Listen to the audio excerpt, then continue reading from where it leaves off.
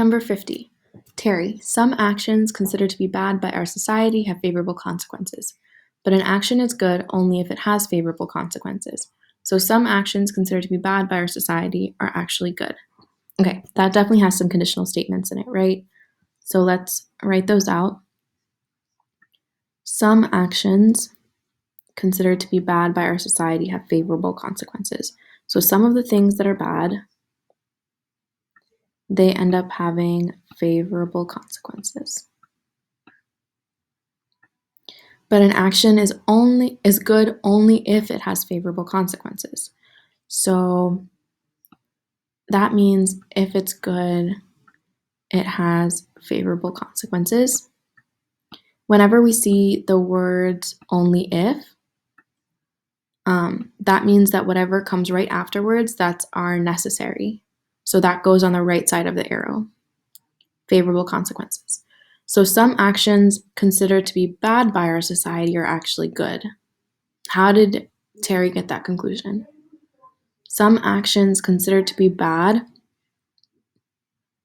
are actually good.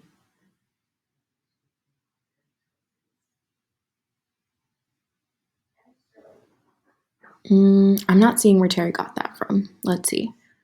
Okay, wait. Some actions considered to be bad by our society have favorable consequences. Okay, some of the things that are bad have favorable consequences, but an action is good only if it has favorable consequences. So if it's good, it has favorable consequences.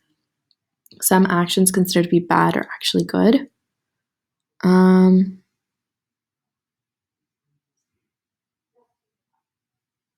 think Terry's saying here,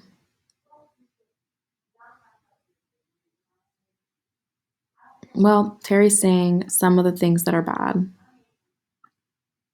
considered to be bad, are actually good.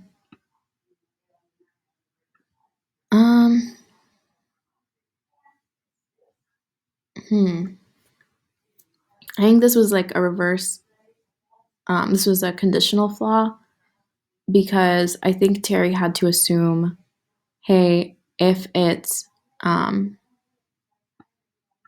think this is what Terry assumed, that if it's has a favorable consequence, then it's good. Right? I think Terry got that from here. And it was just it was a conditional flaw, bad conditional reasoning. And that's how Terry ends up with this conclusion. Because otherwise, how does Terry end up with this conclusion that some of the bad actions, some of the things that we think of as bad actions, that they're actually good? That does not actually follow from these conditional statements, right? Terry made some jump there in her reasoning. Let's look at Pat. So everything below this line is Pat's reasoning. I agree with your conclusion. So Pat is saying some actions considered by society are actually good. Some actions considered bad by our society are actually good. But Pat says not with the reasons you give for it. Some good actions actually do not have favorable consequences. So some of the good things that we do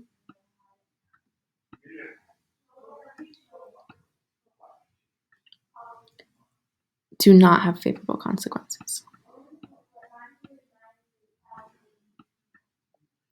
But no actions considered to be bad by our society have favorable consequences. So that's saying, yeah, if it's a bad action, it won't have favorable consequences, right?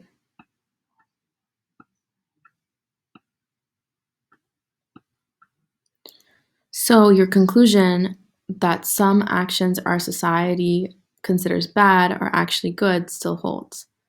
And then so it comes up with the same conclusion that, hey, some of these bad actions are actually good. Okay, Pat and Terry have very similar like reasoning patterns here, right? Their conclusions are the same, and there's some jump from how they got from their premises to their conclusion, right? These are their premises. Because this does not really follow. This conclusion does not follow from these premises, right? How do we connect G to B Here or here, we really can't, right, for either Terry or Pat. So they made some, we're looking for an error in their reasoning, and they made some jump in terms of conditional logic, and they mixed up sufficient and necessary. I think this is what they did over here. Okay, so A, presupposing that if a certain property distinguishes one type of action from another type of action. Okay, what are the two types of actions here? Maybe good and bad. Then that property is one of many properties. One of many properties distinguishing the two types of action.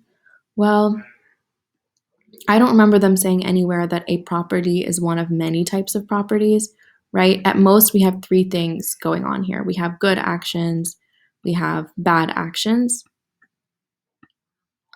So that could be the distinguishing one type of action from another type of action.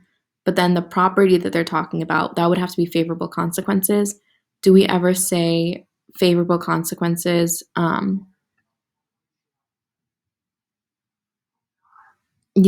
Are one of many types of properties distinguishing good and bad actions. They never said that, right? They're never talking about. They never mentioned favorable consequences being, one property of many properties. So A is definitely not what we're looking for. B, presupposing that if most actions, okay, wait. Did they ever mention most? I don't think so. Terry mentions some here. Terry also mentions some over here. Pat mentions some over here and over. Nope, that's it. Yeah. So, also over here. So we know that because we have those written in our conditional statements on the side, right? So we know that they both mentioned the word some twice. They never mentioned the word most.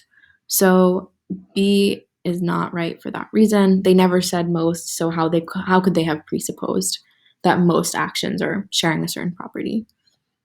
Presupposing just means that they assumed in some way. C, presupposing that if a certain property is shared by actions, okay, certain property. So that would be the F. C, favorable consequences. Presupposing that if favorable consequences are shared by actions of a certain type in a given society, then that property is shared by actions of that type in every society. Okay, so here the words that are sticking out at me are given society versus every society. Let's see if they talk about what they say about society or whether they talk about every society. Terry talks about our society over here. Again, Terry mentions our society. Pat mentions our society and our society again. So Pat and Terry both are only talking about their society, and they never make any claims or statements about every society. And so C is also gone. Let's look at D. Presupposing that if an action having a certain property is necessary for its being a certain type of property, certain type of action, then having that property is sufficient for being that type of action. Presupposing that if an action has something that's necessary, okay, here whatever's on this side would be necessary, then having that property is sufficient. So that means that they took something that was necessary and said that that was actually sufficient, right? So there's a link here between they're taking something that's actually necessary and they're moving it to the sufficient side.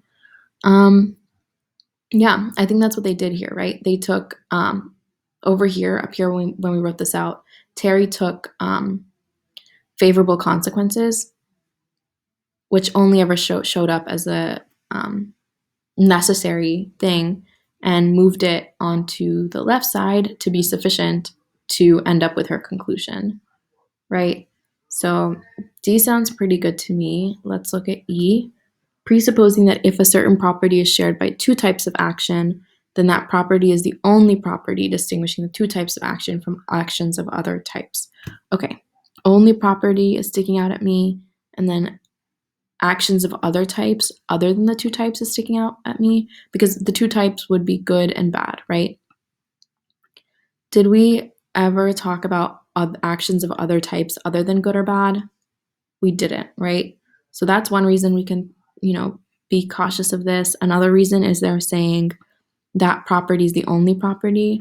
So if property is favorable conditions, and as for how I knew good and bad were the actions and favorable conditions would have to be the property, is because they refer to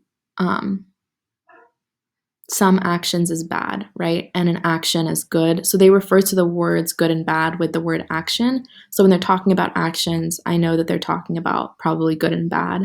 And then so the thing that's left over that they're still talking about is favorable consequences. So whenever they refer to property, they must be talking about favorable consequences. So do they ever say that's the only property that distinguishes good and bad things? Do they say favorable consequences are the only way you can tell good and bad things apart? No, right? Maybe there's other ways you can tell good and bad things apart, good and bad actions. So I don't think it's E either.